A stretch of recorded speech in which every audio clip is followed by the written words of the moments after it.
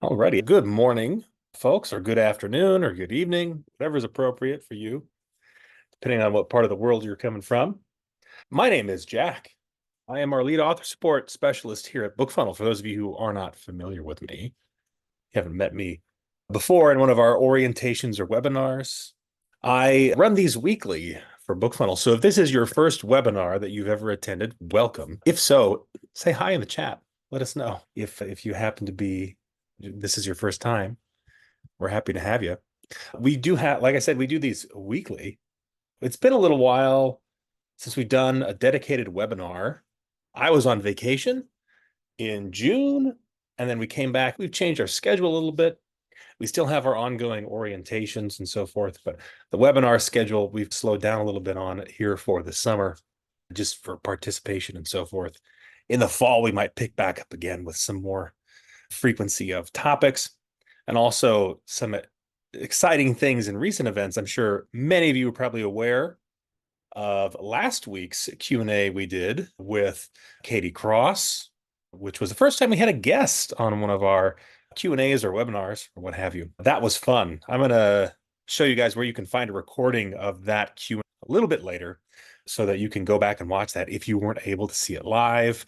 We were talking about landing page conversion with Facebook ads in that. And that's actually relevant to today's workshop where we're talking about welcome sequences. And so that is somewhat relevant here to that. So I think the two will go in hand very nicely. If you were here last week for the Q&A with Katie Cross, a welcome sequence, really important if you're growing your mailing list. We're going to be talking about the basics today. Some of this stuff for some of you is going to be stuff that you are probably already familiar with. To be quite honest, we're going to be establishing a baseline for those of you who maybe don't know much about welcome sequences. We're going to be going over the basics there. But then we're going to have a longer discussion too to go into some more details. I have some specific recommendations for you all today as well. So it's not just going to be generic talk. I have some specific recommendations. I have some data to share that I think will be insightful and useful. And then we're going to have a Q&A session at the end of today's workshop where we can, first of all, I can show you actually in MailerLite how to set up a welcome sequence for those of you who need to maybe see the basic nuts and bolts. I'm going to be using MailerLite just because that's what I'm very familiar with, but this would be applicable to any mailing list service. So it doesn't have to be MailerLite, strictly speaking. Right. But that's just what we're going to be using today. And then we'll have a chance to answer your questions. So if you want to dive deeper, we can go into additional questions you might have and get some specifics as well at that point in time. So that's what we're going to be going through today. That's going to be the structure for today's workshop. For starters, some of the things we're going to cover, like I said, we're going to go over the basics. What is a welcome sequence? We're going to address that first, and then the difference that it can make for your newsletter, for onboarding your subscribers. And then we're going to talk also about when you should be sending your welcome sequence and those emails in your welcome sequence. When should they go out? The timing aspect of that. And then I'm going to give an example structure of how you could build out your welcome sequence for new subscribers. It's going to be an example structure, so you can do with it what you want. And everything today, the advice that I give with any of these webinars, really, it might apply to you and you might be the exception to the rule. So always keep that in mind. If I give some advice or I tell you, hey, this is usually what does best, but you've found in your experience, maybe that hasn't worked out well, it could be one thing or the other. Maybe there's something that you could have done differently, or maybe, yeah, your readers are just a different breed and that advice doesn't apply to you. So just keep that in mind here as we're going through everything today. If you have questions at any point as we're going through, go ahead and put those in the Zoom chat. I should mention this before we get any further. The Zoom chat is where you'll put those questions. When we get to the Q&A at the end, we will be going through those questions in the chat. Kelly is here with me today as well. She is one of our other author support specialists, and she will be in the chat with you all to either address your questions in some cases, or she will be in there as well to just mark your questions for the Q&A. If she marks your questions with a star, that means that we'll be addressing those in the Q&A segment at the end, right? So that's the structure of how we're going to proceed today. So what is a welcome sequence? You can think of it like a welcome mat for your newsletter. A welcome sequence is an automated series of emails that's intended to onboard your new subscribers to your mailing list. So if you have, maybe you just signed up for a mailing list service, or you've just created your mailing list, maybe you're starting from scratch. Most mailing list services give you the ability to send automated emails that are triggered by certain events. In this case, it's typically going to be somebody signing up or joining your list. It's going to trigger this series of emails. That's what a welcome sequence is. And this is usually the first series of emails that they're going to get from you. In some cases, they're going to get this series of emails before they get anything else, right? They might get this series of emails, and then after that, they'll get your regular weekly or monthly newsletter, right? But for that period of time while they're getting the welcome sequence, they're just getting those emails. So they're set aside in a separate group to get onboarded and introduced. Right? Or sometimes you may not do it that way. You might do it a little differently. There's use cases for either one. A welcome sequence is going to serve multiple purposes, and it's intended to inform. You can be educational in these welcome sequences. It should be entertaining in many cases, especially right if you're a fiction author. That makes sense, right? You're producing a form of entertainment, so I think that probably translates, probably understand that. But even if you're a nonfiction author, you do want to be entertaining in the way that you come across to your subscribers, right? Also, it should be to motivate them to take action. So we do want to motivate them to take action, whatever that action happens to be. And so that is something that you need to keep in mind when you're crafting your welcome sequence. What do we want them to do at certain points during the welcome sequence or at the end of the welcome sequence? And then a welcome sequence is also a great way to gather data from your subscribers, sort them based on that data.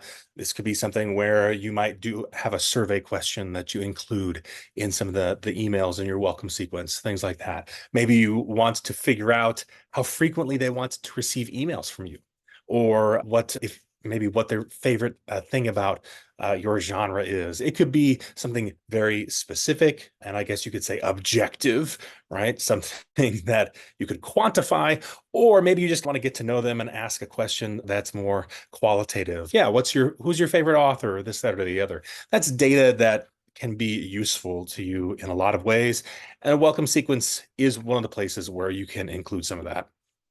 So what's the big deal though about a welcome sequence? Do I need one? Like why, what's the big deal? First impressions are everything. So I have some data for you that I think is going to illustrate why a welcome sequence is essential if you have a mailing list, a newsletter, why it's something that you definitely need to have. And not only that, maybe you do have a welcome sequence or a single welcome email. Really, in order to get the most out of it, you need to understand how effective it can be, right? Because maybe your welcome sequence hasn't been doing everything for you that it can be doing.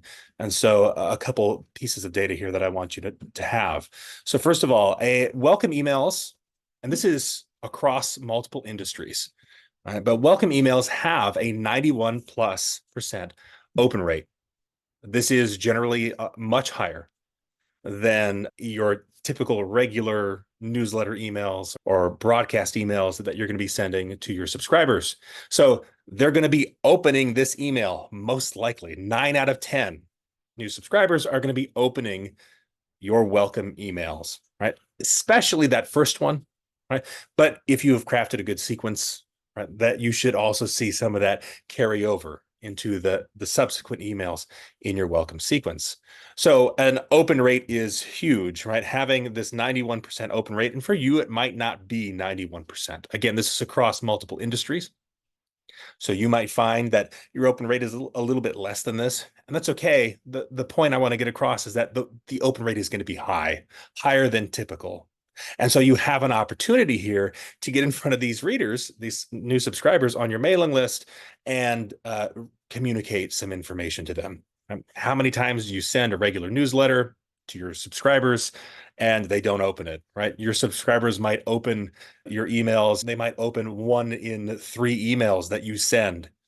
This welcome email is a great opportunity for you to get your foot in the door and make an impression on them. Right? Welcome emails have a higher read rate as well, meaning not only are they just going to open it, they're going to read the content and they're going to engage with it. So about a 42% higher read rate. So they're not just opening the email, right? And taking a quick look and moving on with their day, they're probably going to pay attention to what content you have in there or what information you're trying to communicate in there. So again, this is an opportunity for you, again, to, I'm going to say this a little bit later too, strike while the iron is hot. And while they have just joined your list, this is something you want to capitalize on. Right? Whatever information you're communicating here, they're more likely to read it. Then after they've been on your mailing list for a while and they're no longer in your welcome sequence, they're occasionally going to open your emails and they might read them, they might not. It's going to depend. But engagement is going to be much less when they've been on your newsletter for a while. Right? That's just the way it goes. Right. And then this one, 5 times click-through rate in welcome emails is what you can, somewhere around there is what you can expect, as opposed to a typical marketing email. So if you send out your newsletter regularly, whatever your schedule is, you're going to see more clicks in your welcome sequence, in your welcome emails, particularly that first welcome email. Again, that's when engagement is going to be the highest. So we're not just seeing an open rate that's higher. We're seeing them consuming that content and reading through it and then clicking and taking action. They're at that point, they're ready to take some sort of action if they've joined your mailing list. Right. Think about when you've maybe joined someone's mailing list, whether it's another author, or maybe you've signed up for something. Even think for something as simple as if you're creating an account with a service, and they'll oftentimes ask you, do you want to opt in to receive offers and things like that? They have that checkbox there for a reason. I know it's not directly related to authors per se. They have that there for a reason. They want to know who's really interested in, again, receiving more information from them, potential offers down the line, so they can qualify who's really interested in our product or our service, what have you. That applies to you as well as an author, right? So when somebody just joins your list, maybe they joined your list because your book was in a BookFunnel promo, right? And they saw your book cover, they thought it was interesting, they read your blurb, they were really curious about it, right? And so they sign up for your mailing list and they get that first welcome email from you. Right now, that's the time to get them to take some sort of action. Now, that might not necessarily be to go out and buy your entire backlist right in that moment, but we want them to take some sort of action and get them initiated and onboarded, right, as one of your readers. You want them to become one of your readers. At that point, they're maybe just a subscriber, but we want them to go from being a subscriber to a reader, right? So when should you send these emails? What should this look like, just logistically speaking, for your welcome sequence? A few things here. For starters, most subscribers are going to expect an initial welcome email from you immediately.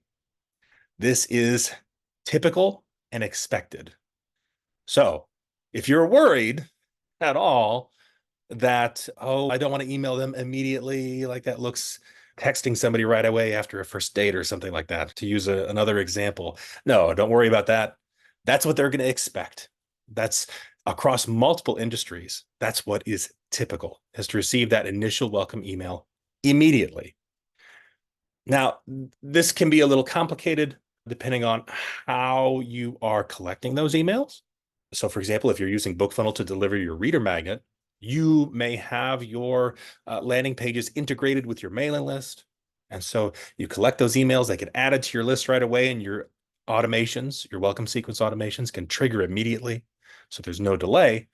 However, you may not do that. Maybe you don't have integrations on your BookFunnel plan, for example, or something like that.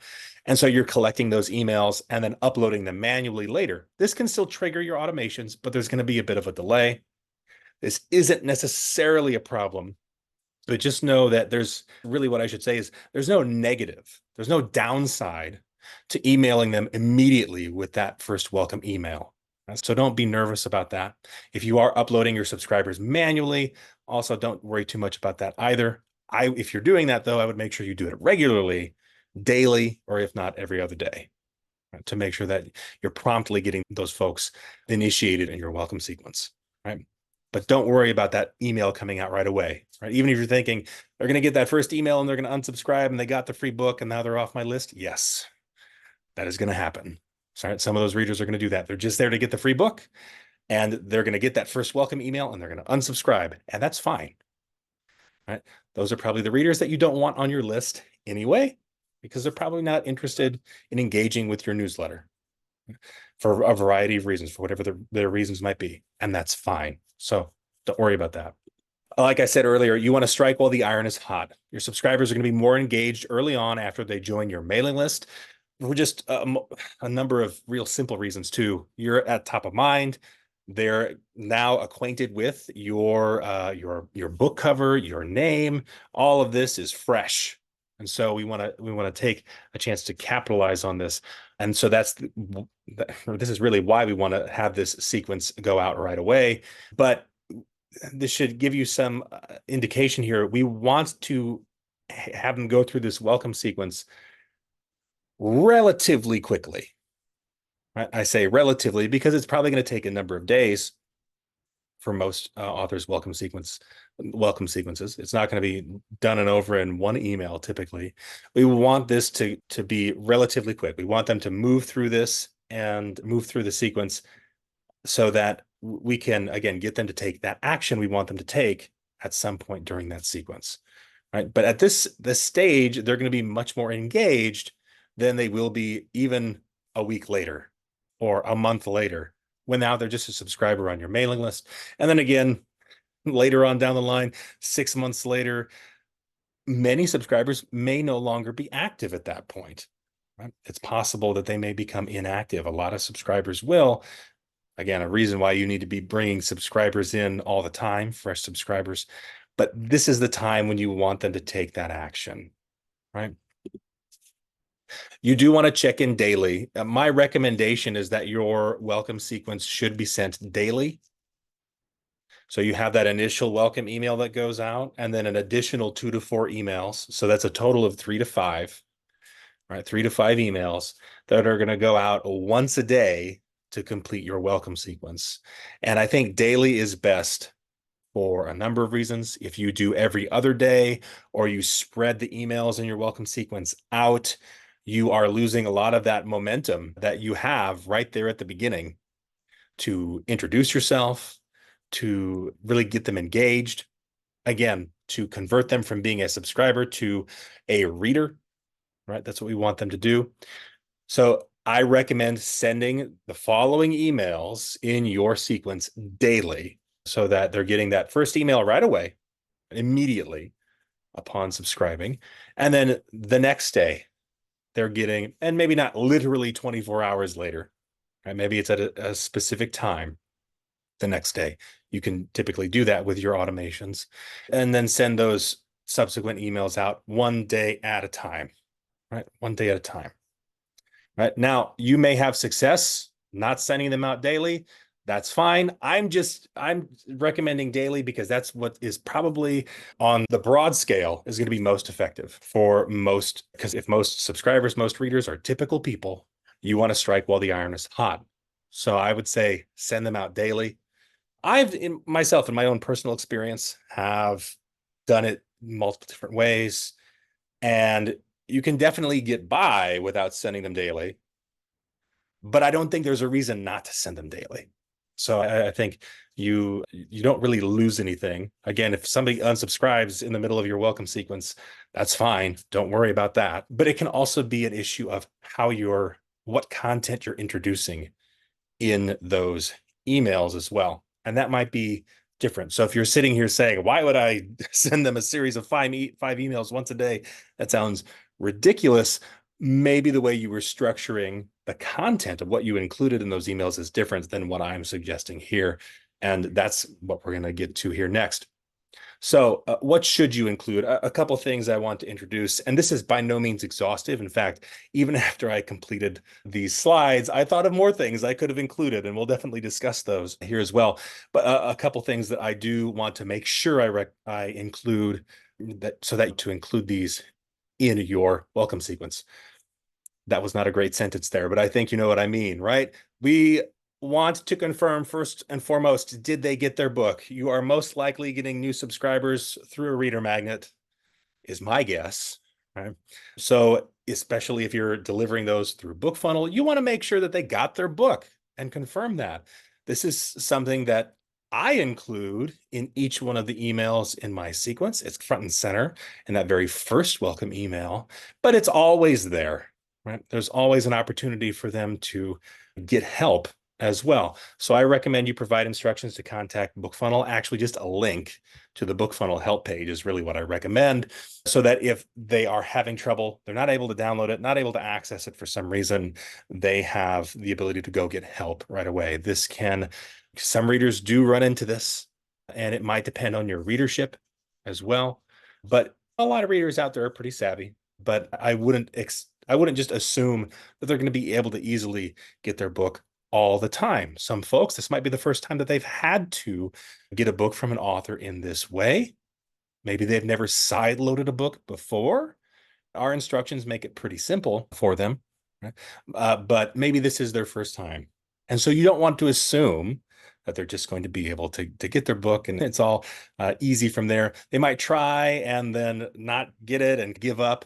And so offering that help and the ability to connect with BookFunnel in order to get technical support is essential. So that should be included in your welcome sequence. And I usually include that somewhat prominently in that first email.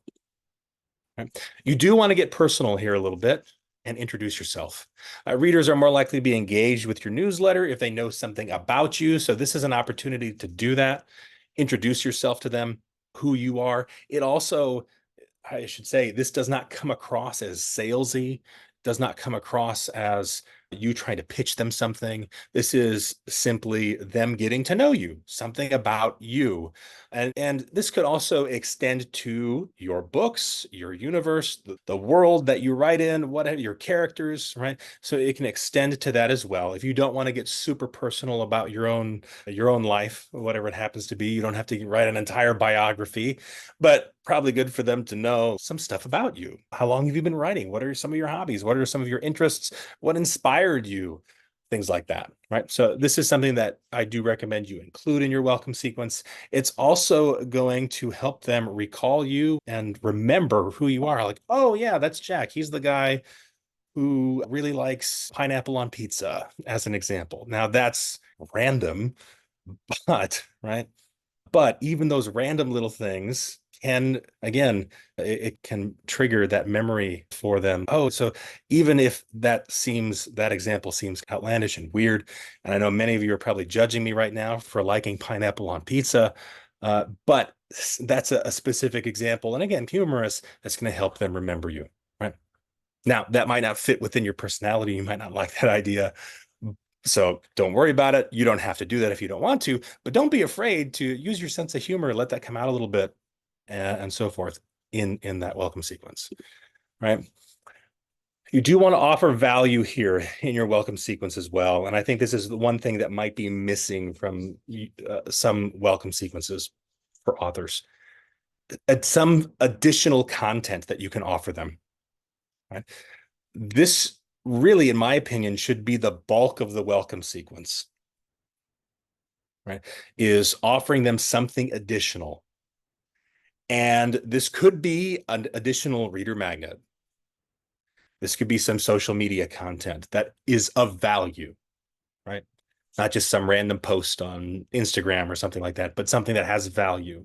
This could be a blog post that you wrote that maybe talks about your books, talks about your characters. It could be any number of things, but something that is going to be engaging and interesting to them.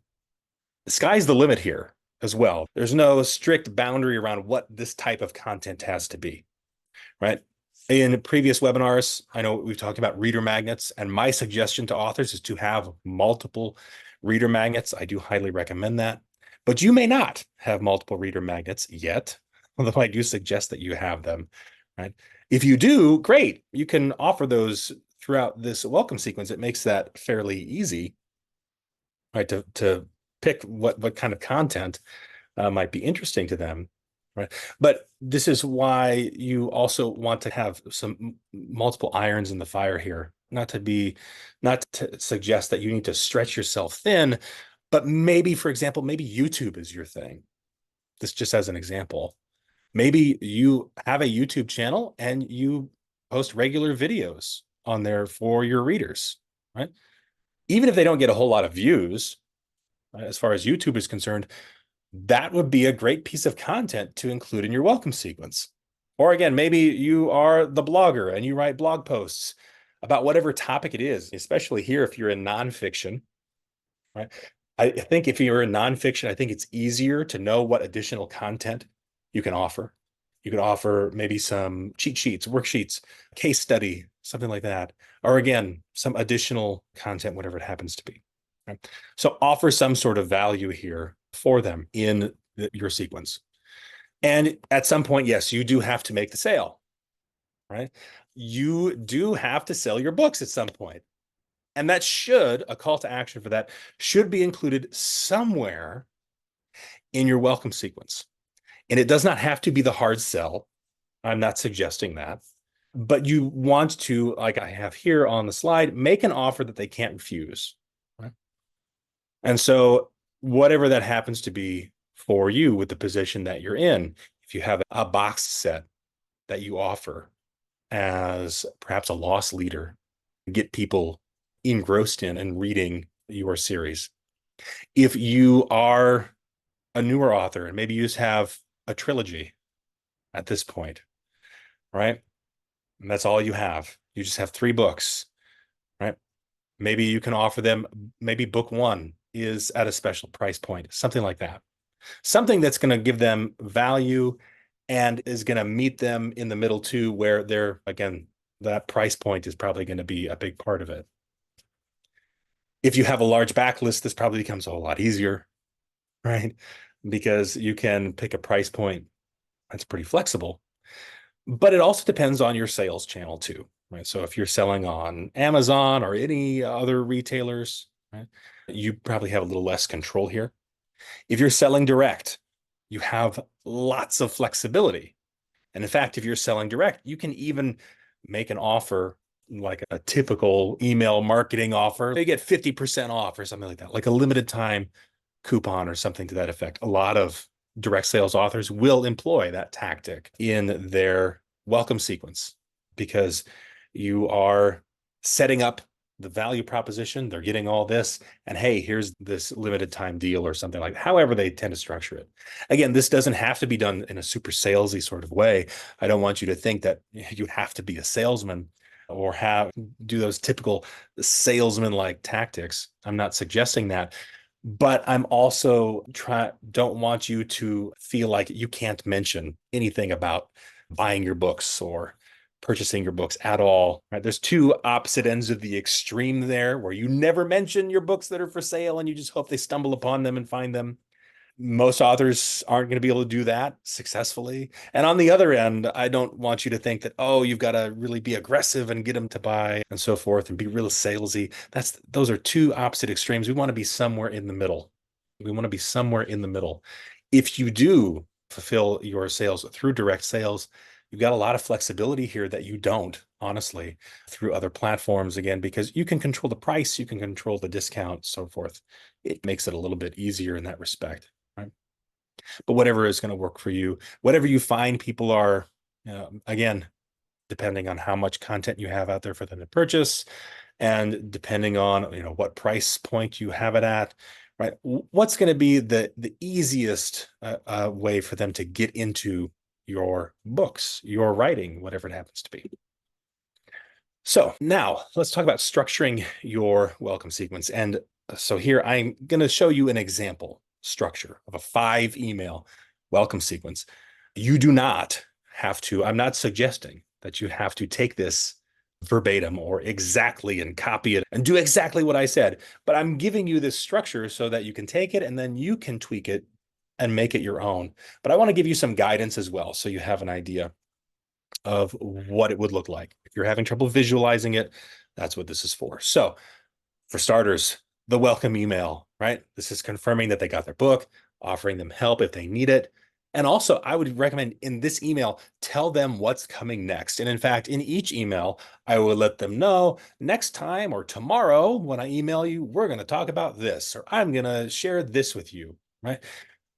I recommend including language like that in each email, but especially this first welcome email, letting them know, hey, yeah, and I'm going to email you again tomorrow, and I'm going to just introduce myself to you and tell you like who I am as a writer, that sort of thing. Be very casual about it, or if you want to be more formal about it, up to you, what tone you use in your newsletter. But this is what I recommend, right? Again, confirming that they got their book. This should be your first priority here because it first of all it comes across as you want them to get that book, right? This wasn't a scam, right? You didn't steal their email. You actually wanted them to get that book. You wanted them to get the reader magnet and read it. That's what you want. And so following that up right away, right, once they join your list with, hey, did you get your book? If you had any trouble, contact BookFunnel, they'll help you out. You're showing goodwill, that you're actually concerned and you care, right? That sort of thing. That second email should be the introduction email. And here's where you're going to introduce yourself and or your books to your new subscriber. You may want to do a mix of both. Like, here's a short paragraph about me, and here's like a deep dive into the universe I created, and here's maybe what inspired it, something like that. And just focus on, in this email, right, introducing them to you, to your writing, and that sort of thing. At this point, we don't necessarily want to have a huge call to action. We probably do want to, again, confirm, hey, just making sure you got your book. If you need help, you can go here. And then again, this is what's coming next, right? In the next email you're going to get, I'm going to share this with you, something to that extent. Now, these next three emails here are going to be content emails. That's just what I'm calling them because here's where you're providing that value that we talked about. That's not all that's happening here, but this is where that's going to be shared. So you're going to share a piece of content that's compelling or engaging. Again, this could be an additional reader magnet, a blog post about your characters or your world, links to social media content, anything additional that you have to offer that they might enjoy. Right? And very easily here, you could see how this is also an opportunity for you to maybe, if you want to get people to follow your social media accounts, maybe you have a Facebook group or a Facebook page where you post content regularly, and you want them to go and like that page or join that group or subscribe to your YouTube channel or whatever it happens to be. Instead of just being like, hey, I'm on this social media account, go follow me there, you could share content, and you're, number one, providing value, which is the goal of these emails, but you're also going to, as an additional benefit, probably get some of those subscribers to follow you on those platforms as well, right? So it doesn't have to be strictly for the purpose of, right, sharing additional content with them. If you want them to follow your blog, or if you want them, there's something else you want them to do, offer them something of value to go along with that. So this is a very kind of soft call to action, if you will, right? You want them to engage with that content. They find it interesting, great. At the very least, they're probably more likely to then crack open that reader magnet and actually read it. And maybe they find something, hey, this is really neat. I love these characters, or this world is really compelling, or this author provides a lot of really valuable information if we're talking about nonfiction, what have you. And also, probably one of the biggest things here is you get the chance to also address the main pain point of readers, which we've talked about before in previous webinars. But the main pain point of readers is running out of things to read. And so when you're showing and demonstrating, I have all of this content here, right? You are addressing that pain point they have of getting to the end of a book and not having something else to read by that author at the end of it. That's the primary pain point that readers will face. So that's what these content emails are also intended to address. This might be a great time for you to show off your series, how long it is, right? Or what have you, or maybe what you're currently writing. You could get lost in the weeds here. I don't want you to get too far out, but by showing your readers, hey, I've got all of this value to offer you, you're showing like, hey, I am going to address that pain point that you have, as the idea. You don't want to overwhelm them here with too much. We want to focus on one thing at a time for the most part, right? So if you have a reader magnet and a blog post and a YouTube video, and maybe you have some worksheets to go along with the reader magnet they got, right? Or what have you, right? One thing at a time. Slow it down and just take it one step at a time and kind of introduce that content to them gradually. Right? So if you have a secondary reader magnet, I would just have that one email dedicated to that. And maybe one email dedicated to your social media content or your blog or what have you, and do it that way. So you're just including one piece of content in each of these emails so that there's not so much going on. Here's my Facebook page and here's this reader magnet and oh, you can join my review team. And that can be too much, too fast. Think about what's essential here. What do you want them to, because again, they're going to be more engaged during these emails. So what is essential that they know about you and your books and your series or what have you? What is essential? And break it down so that, excuse me, so that you have those in, I would say, blocked off in each email. The content emails are the ideal time to make an offer or a pitch as well. This is where a call to action could be included. So you're going to show them this content that you have, talk about it a little bit, and oh, at the end, by the way, my series is 50% off if you want to grab it on my direct store, or the introductory trilogy to my series is 99 cents on Amazon, or this, that, or the other. And this is the idea of reciprocity. You're going to ask them to go buy your books, whatever that looks like for you. And so the best way to do that is to just give them something for free. You've already given them a free book. You're going to give them some more content. You're going to address their pain points. You're going to provide something more. That makes it really easy then to turn around and be like, oh yeah, hey, by the way, my books are over here and you can go buy them. Makes it really easy. Because it's not a sales pitch. It's not a sales pitch at all. You're offering them something of value, and it makes it really easy for them to be like, you know what, this sounds good. I'm going to go and grab their box set, or I'm going to take whatever deal they're offering. So the idea of reciprocity, I think, makes those content emails the ideal time to also include a call to action. So it's not just the content by itself. There's going to be some footnote or something at the bottom, whatever it might happen to be, that has a call to action. What is it you want them to do? And again, I would highly encourage you to think of your welcome sequence as a way of turning subscribers into readers. And readers read books. You want them to start reading your reader magnet. Another example, this is one I didn't mention. I'm jumping back here just a little bit, but an example of a piece of content would be a sample chapter. Because if they've downloaded your reader magnet, they haven't necessarily started reading it. So get them to start reading it. That's a piece of content that you can include there, right? Just as an aside. Right? But that is the ideal time to have any sort of offer or pitch or call to action. And you don't necessarily I'm not going to force you to go in there and include this in your welcome sequence, but I highly recommend it.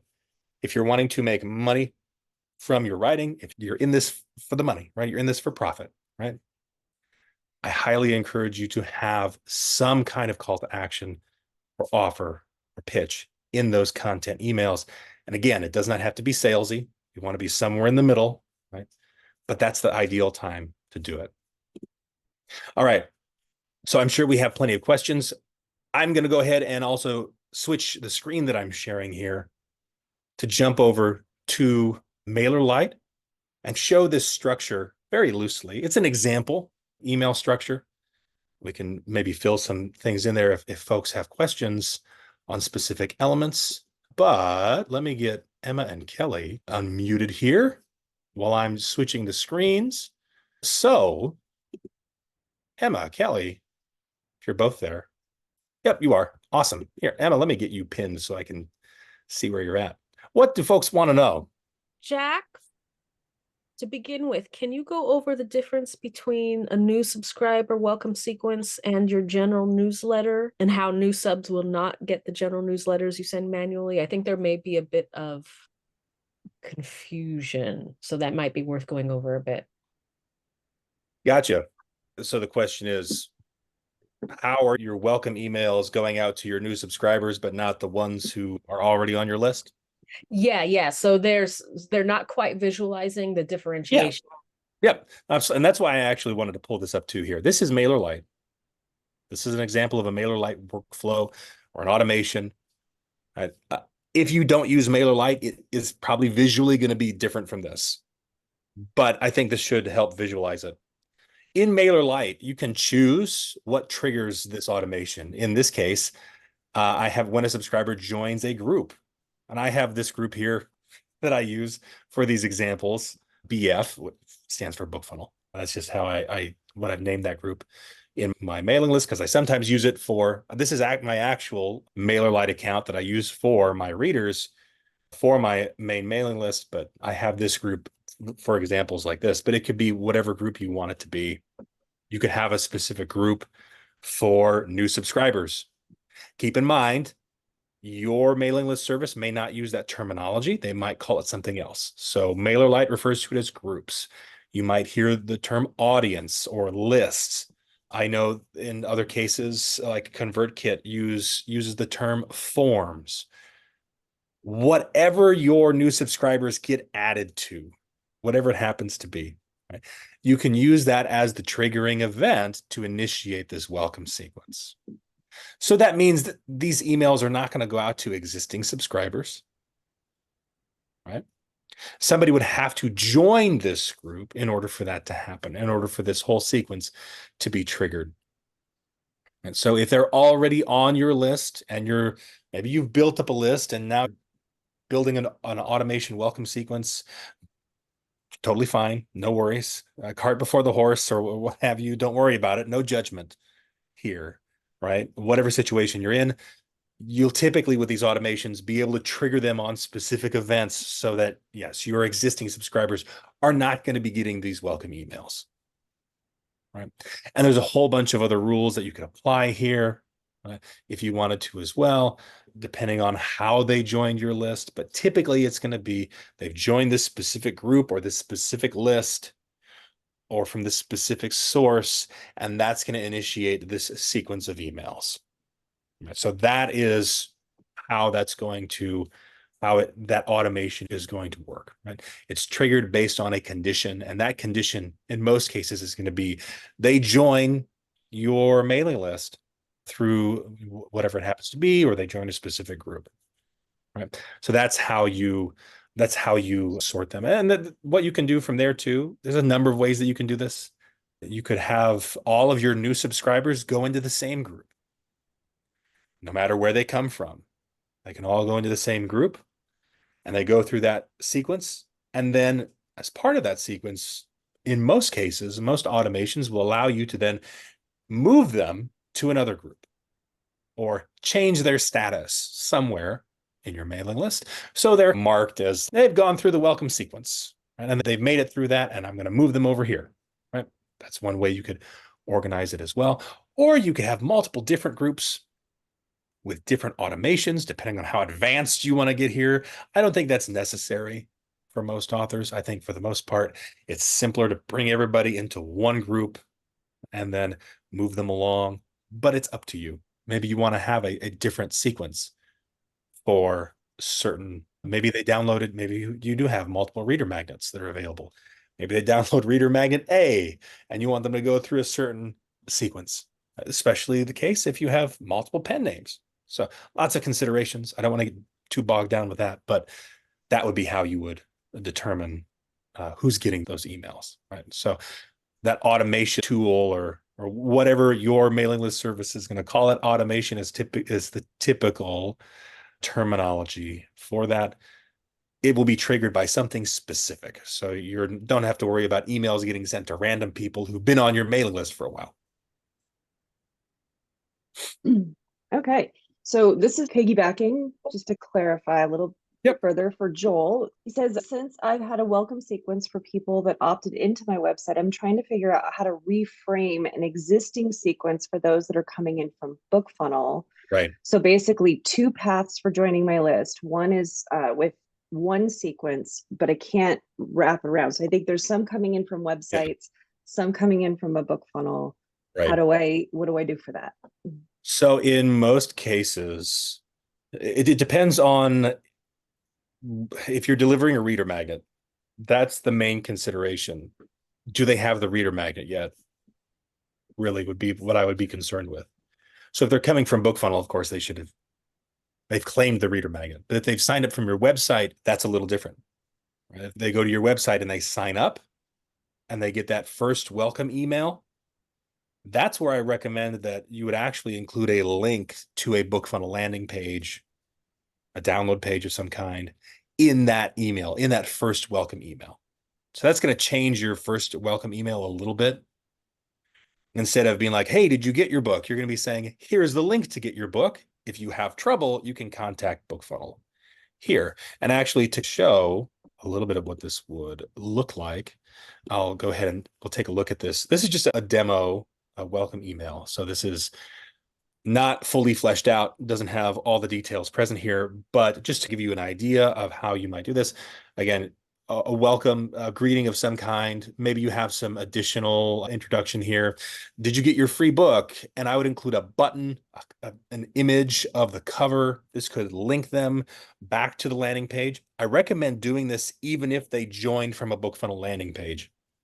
Give them a link again, just in case they need it. I often use a simple download page link here, just in case they have trouble with the email collection page for any reason, or they lose that link or something happens, they have this link in their email. If they're joining from your website, instead of saying, did you get your free book? It'd be like, here's your free book, right? And you would have download your free copy. So it's just a difference in verbiage there.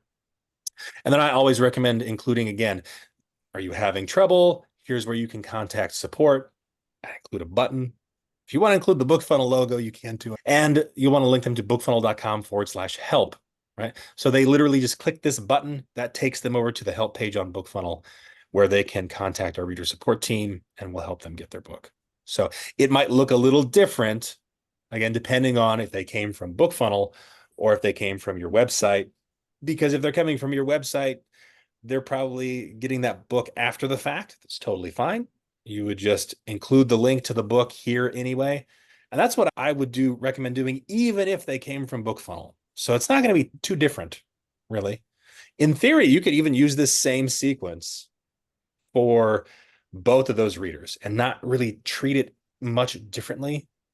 But if you want the verbiage to be very specific, you would have separate automations for each of those. That means probably having separate groups as well. So people coming from your website are going to go to a specific group, and that's going to trigger an automation series.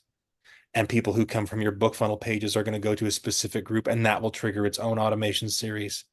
The nice thing is that in most cases, I know MailerLite allows you to do this. Probably can do the same thing with other services. You can create an entire automation sequence, and then you can duplicate it. And then you just go into the duplicate and tweak some of the things. So you can do all this work building all the emails and everything. And then if you want a different welcome sequence for a different audience, again, they're coming from a different source or something like that, you could go in and tweak and edit those individual things that might be a little different between the two. Piggybacking off of that, Jack, do you have any thoughts about whether or not you want to send resubscribers through your original welcome sequence again? Oh, that is a good question. So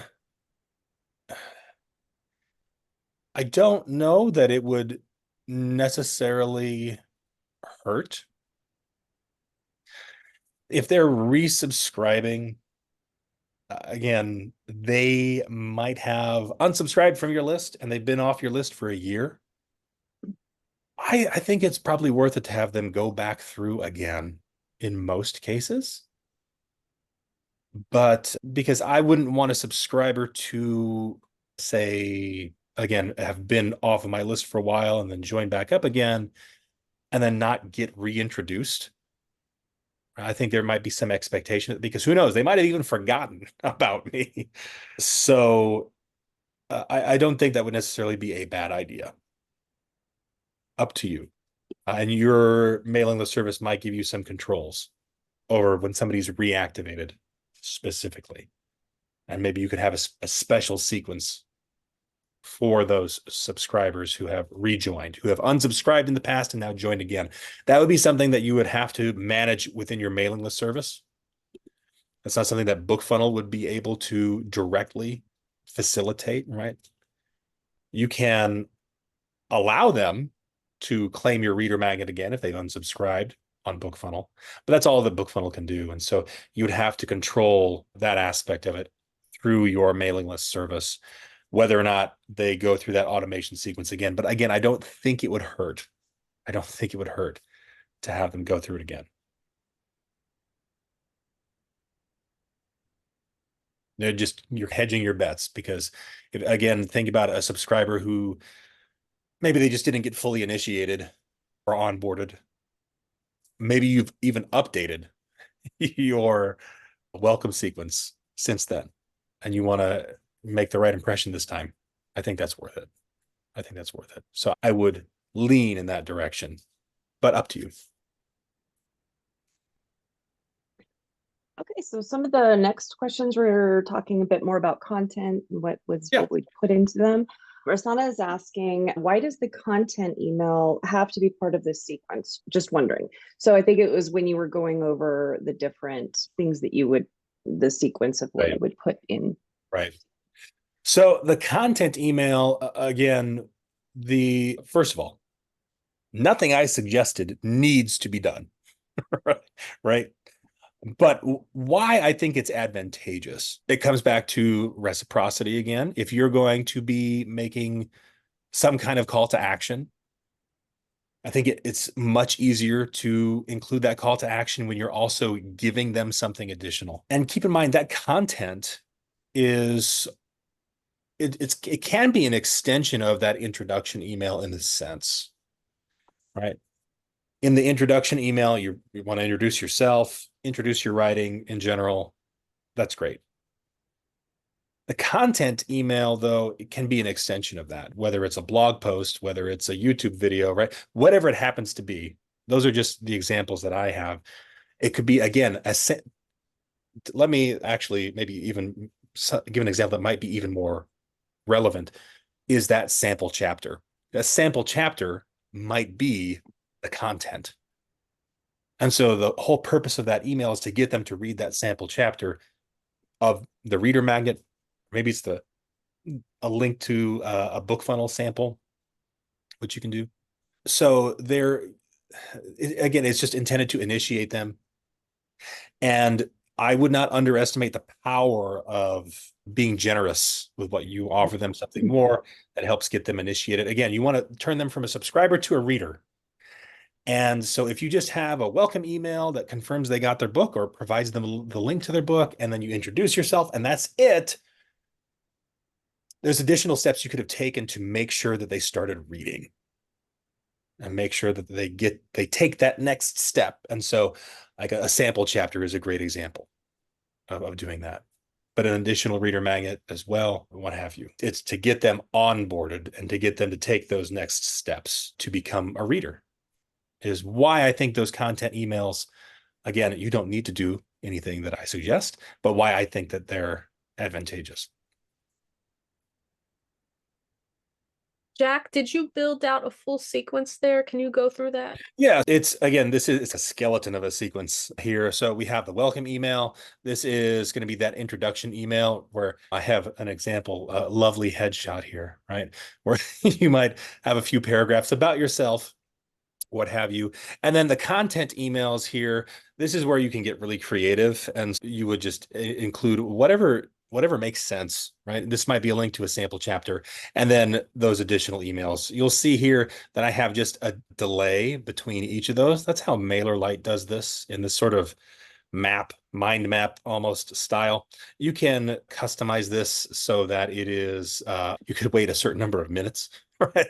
Or hours or weeks or days or what have you, or to a specific time of day. So you might wait until, say, for example, 10 o'clock GMT or whatever it happens to be, and then you'll send an email from there, whatever it happens to be.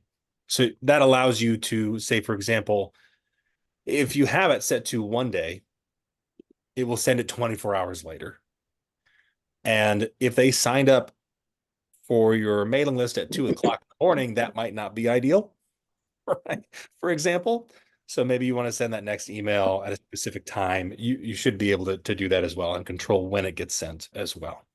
But yes, so this is the framework of a complete sequence.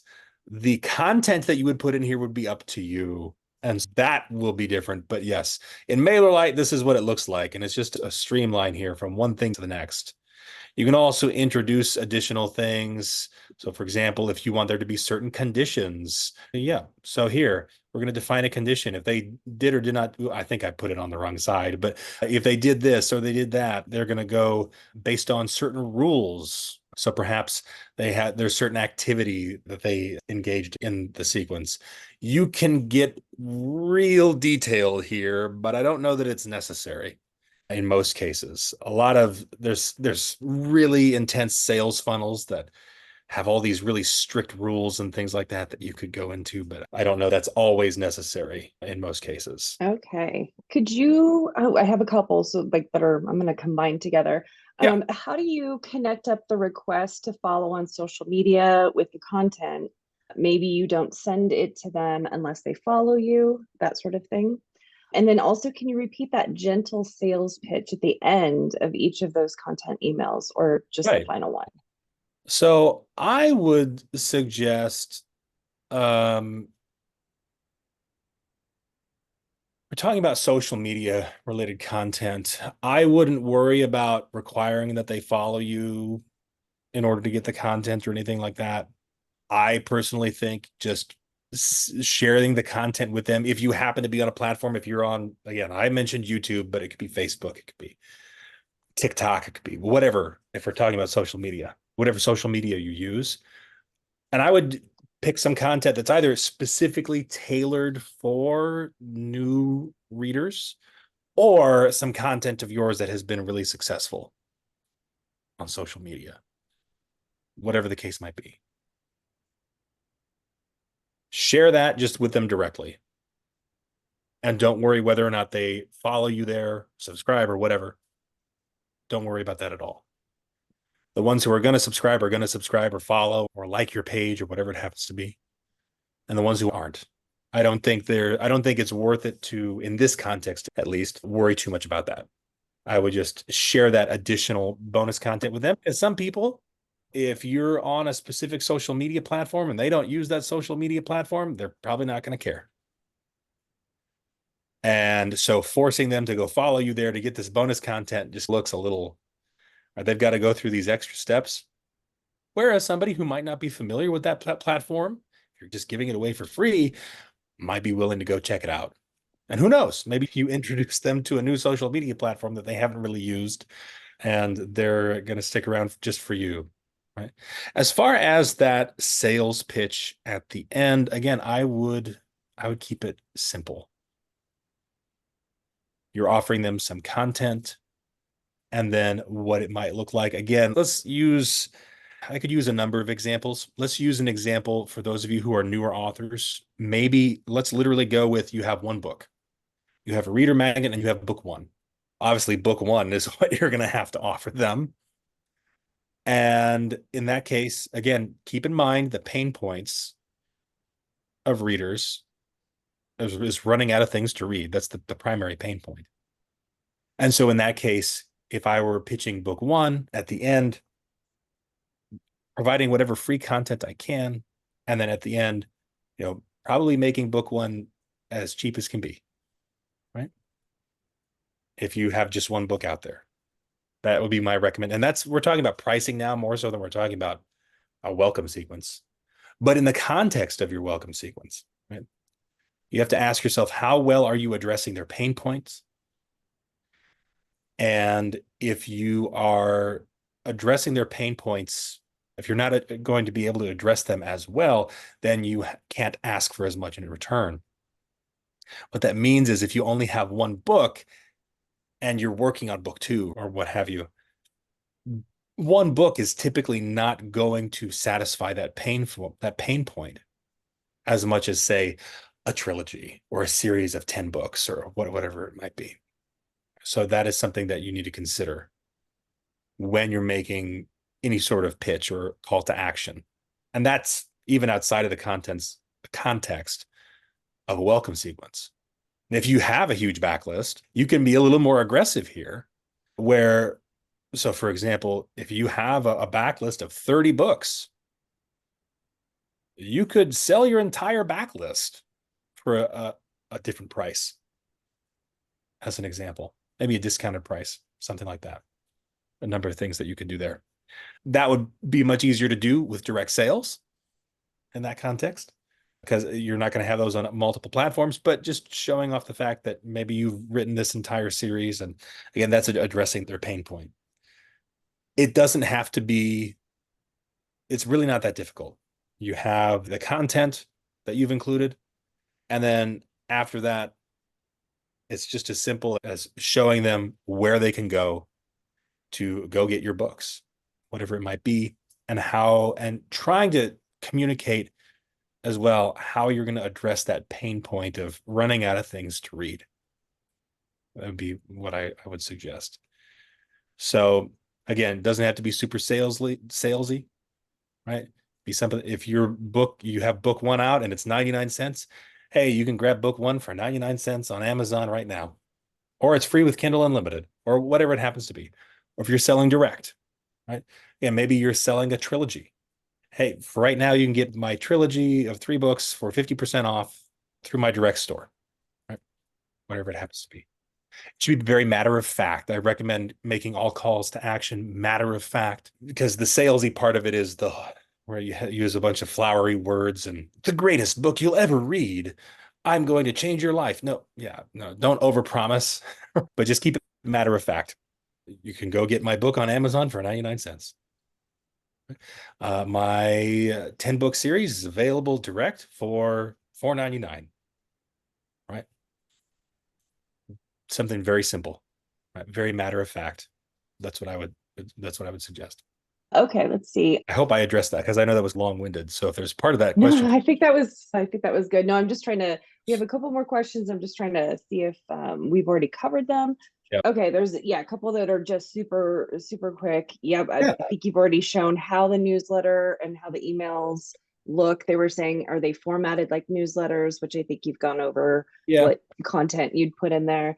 And then Heather was asking just how do I get integrations on my BookFunnel plan? And that's just if you have a mid-list author plan with the additional add-on of the integration plan with it. Right, you can upgrade. In fact, if you're, let me see here. So here we are. We're on the dashboard. This is a demo account, but you would go to your account settings, and I got to move everybody's lovely faces out of the way here. Here we go. And you're going to go to your plan settings, and you're going to change your plan. The mid-list with integrations would be the one that you would want to select if you're going from either first time or mid-list and you want to add integrations. The bestseller plan does include them already, if you happen to be on that plan. So. And you'll want to check in and make sure that your mailing list service is one that we integrate with. Yes. Which we've been adding. We keep adding. We just added Flowdesk. So right. We have Flowdesk.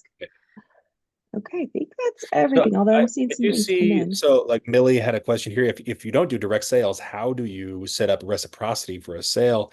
If providing another reader magnet, do you ask them to email proof of a sale? No. So reciprocity works. This is what I'm talking about when I say reciprocity is you give them something for free, and then you ask them to voluntarily buy your books.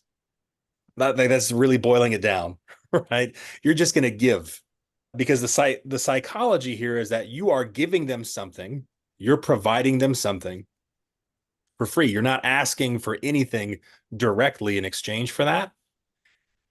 And then they're going to feel like, hey, they're providing me a lot of value here. You know what? I am going to go ahead and buy their book. And it's not necessarily that they're convinced because you gave them another free book, or anything like that. I wouldn't make it any sort of requirement. There's a difference when you're talking about, is it a bonus epilogue?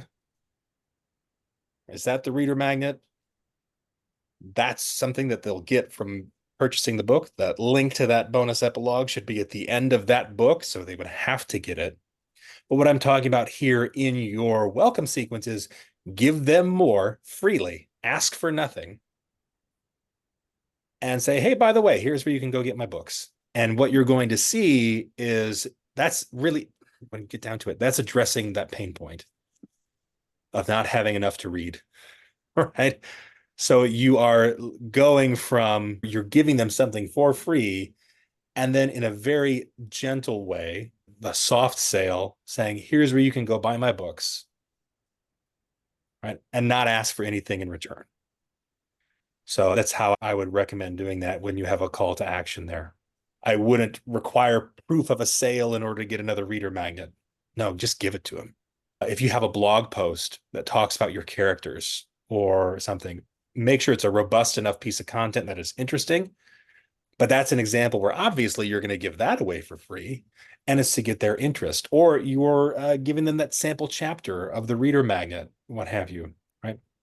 Because just because they downloaded it doesn't mean they've started reading it. So provide that in the email, get them to start reading.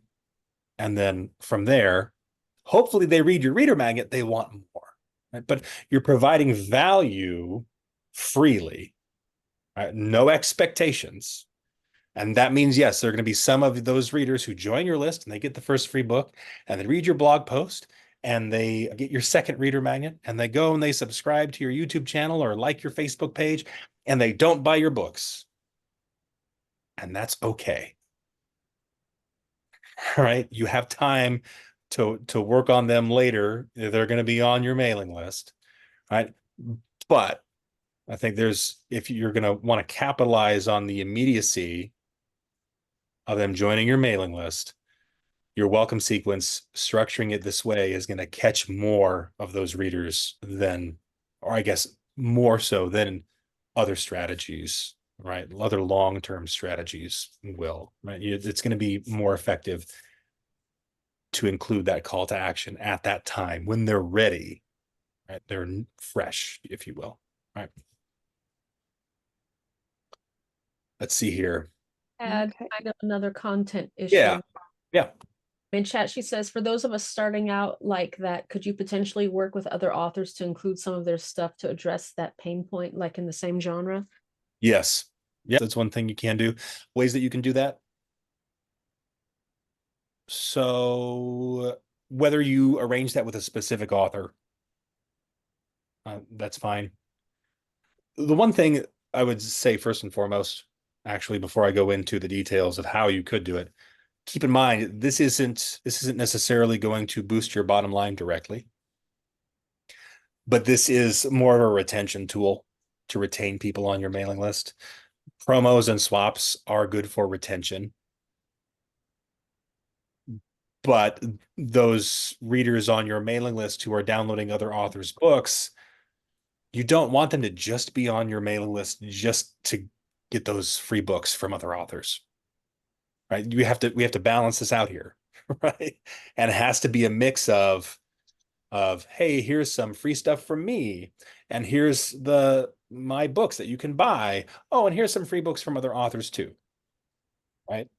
So really, that's like a 2/3 to 1/3 ratio.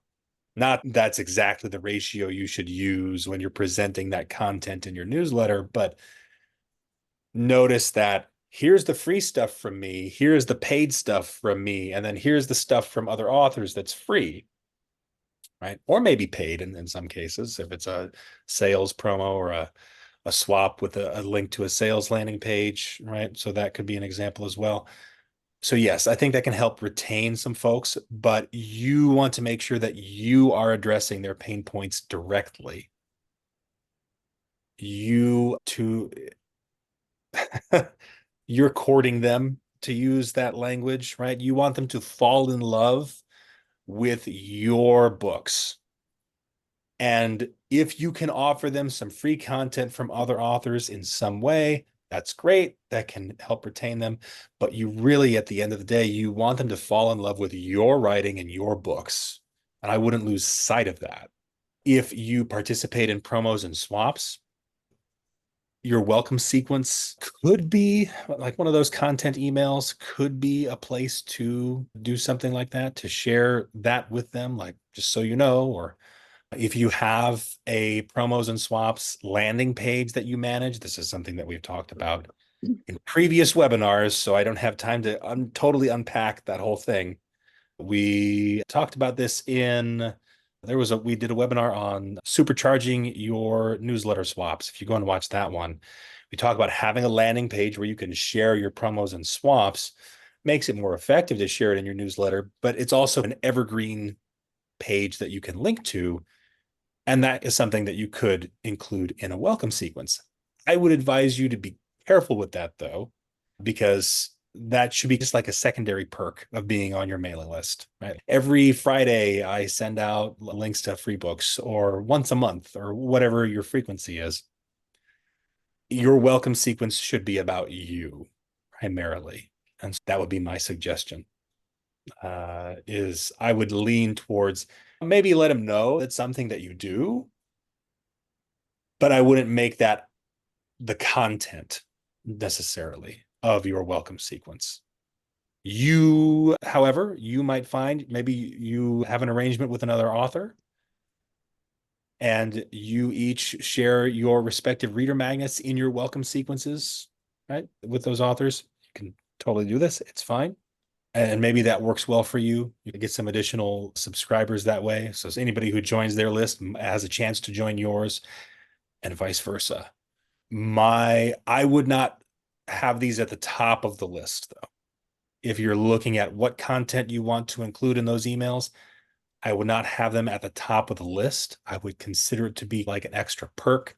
Maybe it's a footnote, it gets mentioned less prominently. Really, at the end of the day, your welcome sequence should be about you. And it should be about your books. And anything in there that's collaborative or where you're cross-promoting with other authors is great, but I think it should be just a bonus in there, a perk, if you will, as opposed to a dedicated piece of content. If that makes sense. Okay, Millie just came in with a question. So they do their welcome sequence in the voice of their main character. What do you think of that? That could be fun, especially if you have that could be crazy. I love anything immersive is definitely my jam. So I like that. I've done some immersive things like that before. I write science fiction. In the past, my welcome sequence was intended to be immersive in that respect. And when they joined my mailing list, it's specifically military science fiction. So I was, referring to them as they've enlisted or this, that, or the other, and a Starship Troopers vibe for those who are familiar with that. But yeah, no, I think that's totally great. If you can pull it off, I think it can work pretty effectively. I think at some point you probably do have to break the fourth wall a little bit, right? In some respects, but I definitely think that could be done. If you know an author who does that, I recommend subscribing to their newsletter and seeing how they make that work, because it might be, again, like I said, maybe half of it is from the perspective of the main character, and the other half, if you're just getting some logistics out of the way, like, here, go check out my YouTube channel, right? I don't know that you want that to be from the perspective of the main character, but maybe you would. Maybe you can pull it off. Absolutely, if you can. I think that would be great. I think readers can find that engaging. It depends on the execution, though. That's what I would say. Excuse me. Yep. And I believe that was actually mentioned in the chat. So I'm trying to find who said that. It's something you might want to search back in and see if you can find who had mentioned that. And then Robert is saying that he sends a chapter a month or a chapter of his new book once a month, hoping that'll work like a soap opera. So yeah, you can be super creative with what you're sending out on a monthly basis, what you send in your welcome sequence. Definitely just remember that the welcome sequence is meant to capture and keep them interested and keeping them engaged. And then definitely there's so many ideas of reader magnets and engaging content that you can do Right. and be really creative. And in this case, the example that Robert's giving here, that itself might not lend itself very well to a welcome sequence, which everybody is going to go through when they join your list. There's a way to pull it off, but those chapters that you're sharing are very relevant to that specific time. But it is really it's the idea of reciprocity here. If you're giving away a chapter to your newsletter every month, it's gonna, number one, it's gonna increase retention. They're gonna want to stay on your list to get the next chapter. But you are also leaning into that reciprocity where you are giving away something for free. Literally, I imagine. I don't know, Robert, if you're editing those chapters before you release them, or like you're editing them and then sending them to your newsletter, but there might be some changes that happen when it's released as a completed work or what have you. But those readers could theoretically, in that case, get the entire book for free. They just read those chapters through your newsletter instead of buying the book. Right? That they could do that. And if they did, they wouldn't necessarily have to go and buy your book, but I would imagine many of them will. Even if they have read the entire thing through your newsletter, I think many of them may, because you've given it away for free. They're going to feel like, you know what? I'm going to support this author. They gave me this book. I'm going to go buy it, even if I've already read it and I might not read it again. I think that's a great example of just how you would use reciprocity just in general. That idea of reciprocity, where again, what I mean is you're giving away something for free, and that compels the reader to then go on to make a purchase. Let's be straightforward with it, right? They're gonna want to lean in to what you're offering because you've given them so much for free just right off the bat. So all right. Is that pretty much the end of it here, or do we? Yeah, I think so. Chat was pretty lively, so good deal. Good deal. All right, folks. A couple things I do want to mention here before we get going. Thank you all for joining us today, by the way. The replay of this webinar will be available at bookfunnel.com/videos by tomorrow, usually within 24 hours, though sometimes we get them here a little bit sooner than that. This is also where you can find the link to the webinar we did last week with Katie Cross. That's this first one here. If I hover over it, it's going to show the description, but it's this one right there. You can go check that out. Again, I think that's pretty relevant to this as well in this context. In addition to that, we also, let me see, I got to move my window here. Zoom is getting in the way. You can, from here, you can go to sign up for our upcoming webinars and orientations. That will take you here to Calendly, where you can sign up for either of our orientations. These are intended for new BookFunnel users, or our webinars. Our upcoming one next week, the self-publishing crash course. I'm excited about this one. This is going to take a holistic sort of view. Maybe that's not the best word, but we're going to look at the big picture when it comes to self-publishing. And we're going to talk about like some of the individual tasks, the things you need to be paying attention to as a self-published author, especially if you're looking to profit from your writing, which you should be. No reason why you shouldn't be. But if that's your goal, what are the things that you have to pay attention to? What are the individual tasks? How can we break up self-publishing into kind of just a few simple tasks that you have to do, and how do you prioritize those, and what are some resources for those as well? It's going to be a fun, exciting webinar. I think it should be valuable for newbies in particular, but even those folks who have been around for a while, I think it should be valuable for them as well. But yeah, that's where we're going to leave things for today, folks. Thank you for joining us. We will see you all next time. Have a great rest of your day. Bye-bye.